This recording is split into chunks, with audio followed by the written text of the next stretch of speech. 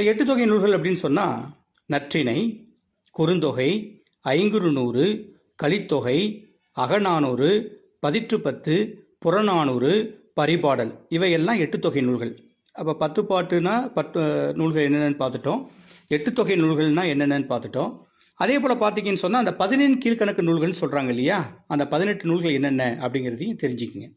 நாலடியார், நான்மணிக்கடிகை, இனியவை 40, இன்னா 40, திரிக்கடுகம், ஆசாரக்கோவை, சிறுபஞ்சமூலம், முதுமொழி காஞ்சி, பழமொழி 400, ஏலாதி, திருக்குறள், கார் 40, ஐந்திணை 50, திணைமொழி 50, ஐந்திணை 70, திணைமாலை 150, கைநிலை, களவழி 40. இது பார்த்தீங்க அப்படின்னு சொன்னால் 17 கீழ்கணக்கு நூல்கள்.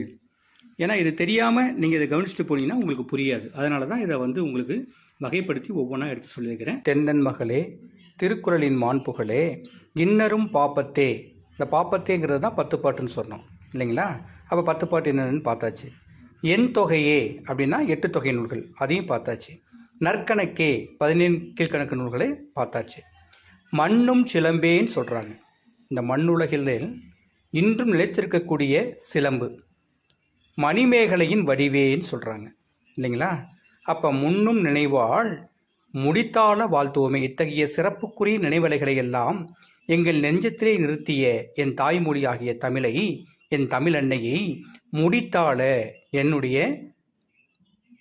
தலையானது பூமியில் படும்படி இல்லையா, முடித்தால என் தாய்மொழியை நான் வணங்கி வாழ்த்துவேனே அப்படின்னு சொல்லி மிக அழகாக இந்த பாட்டை நமக்கு எடுத்து வைக்கிறாங்க.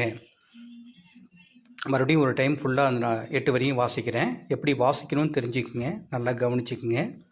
அன்னை மொழியே, அழகார்ந்த செந்தமிழே, முன்னைக்கும் முன்னை முகிழ்ந்த நறுங்கனியே, கன்னி குமரி கடல் கொண்ட நாட்டிடையில் மன்னி அரசிருந்த மண்ணுலக பேரரசே, தென்னன் மகளே, திருக்குறளின் மாண்புகளே, இன்னரும் பாப்பத்தே, என் தொகையே, நற்கணக்கே, மண்ணும் சிலம்பே, மணிமேகலை வடிவே, முன்னும் நினைவால் முடித்தாள வாழ்த்துவோமே.